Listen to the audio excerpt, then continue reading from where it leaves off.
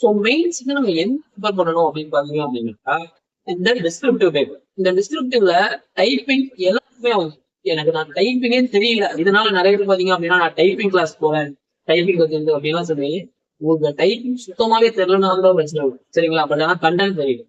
அப்போ கண்டென்ட் எனக்கு தெரியணும் அப்படின்னு நான் எக்ஸ்பீரியன்ஸ் பண்ணதை வச்சு சொல்றேன்.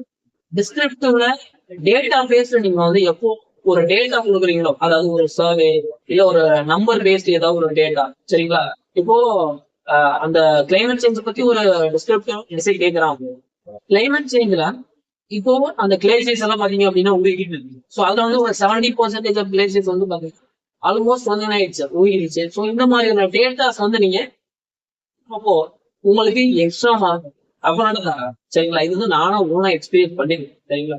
ஸோ நீங்க எழுதுற விஷயங்கள்ல அவங்க எதை பத்தி கேட்டிருக்காங்களோ, கிளைமேட் சேஞ்ச் பத்தி கேட்கறாங்க அப்படின்னா கிளைமேட் சேஞ்சை பத்தி அங்க சில டேட்டாஸ் நீங்க, சரிங்களா? அது எக்ஸாக்டா கரெக்டான டேட்டாவா இருக்கணுங்கிற அவசியம் கிடையாது. பட் ஆனா அது டேட்டாவா, சரிங்களா? ஒரு 20% ஒரு இந்தியாவோட ஒரு 70% ஆஃப் பாப்புலேஷன்ஸ் பாத்தீங்க அப்படின்னாக்கா இந்த கிளைமேட் சேஞ்ச் பார்த்தீங்கன்னா அவேர்னஸ் இல்லாம இருக்காங்க. ஸோ இந்த மாதிரி டேட்டாஸ் டிஸ்கிரிப்டிவ் மட்டும்தான் உங்களை ஸ்கோர் நீங்க எந்த அளவுக்கு பண்றீங்க அப்படின்றத டிசைட், சரிங்களா?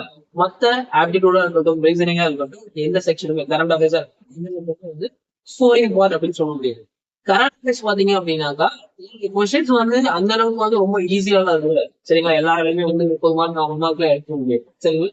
ஸோ அதனால டெஃபினட்டா டிஸ்கிரிப்டிவ் ப்ராக்டிஸ் பண்ணுவது, டெய்லி ஒரு ஆர்டிகல் எடுத்து நியூஸ் பேப்பர்ல உள்ள ஒரு ஆர்டிகல் எடுத்து கடை எழுதி பாருங்க, சரிங்களா? அந்த ஃப்ளோ உங்களுக்கு கிடைச்சிருச்சுன்னா போதும், கண்டிப்பா மெயின்ஸ் கிளியர் பண்ணிடுவீங்க.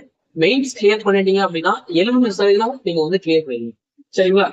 இன்டர்வியூ அப்படிங்கிறது நீங்க ஃபோக்கஸே பண்ண வேண்டாம். 5 days உங்களுக்கு போகும், சரிங்களா? இந்த டிஸ்கிரிப்டிவ்க்கு நீங்க எவ்வளவு ப்ராக்டிஸ் பண்றீங்களோ, இந்த ஆர்டிகல்ஸ் எல்லாத்தையுமே படிச்சு எழுதி பார்த்து நீங்க எவ்வளவு ப்ராக்டிஸ் பண்றீங்களோ, அந்த ஒரு விஷயமே பாத்தீங்க அப்படின்னா உங்களை இன்டர்வியூ கிளியர் பண்ணுவோம், சரிங்களா? Not focus on interview, focus on mains, சரிங்களா? இப்பத்துல இருந்தே மெயின்ஸ் ஃபோக்கஸ் பண்ணி படிங்க. October 5 mains. ஸோ டைம் அப்படிங்கிறது ரொம்ப கம்மியா தான் இருக்கு, சரிங்களா? ஸோ எஃபர்ட் போட்டு படிங்க, கண்டிப்பா கிளியர் ஆகும்.